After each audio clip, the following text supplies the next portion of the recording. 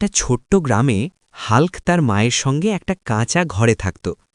মা পরিশ্রম করে সংসার চালাতেন আর হাল্ক মাঠে কাজ করত। জীবনটা কষ্টের ছিল, কিন্তু মা ছেলের মুখে হাসি ছিল। একদিন হঠাৎ আকাশ কালো হয়ে গেল, জোরে হাওয়া বইতে লাগল, মেঘ গর্জন করছিল।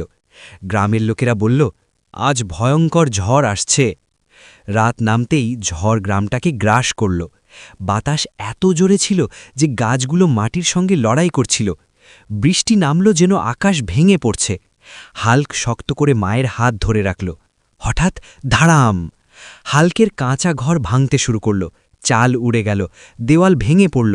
ভয়ে মায়ের শরীর কাঁপছিল। হাল্ক চিৎকার করে বলল, মা, ভয় পেও না, আমি আছি। নিজের সব শক্তি দিয়ে সে মাকে নিরাপদ জায়গায় নিয়ে গেল।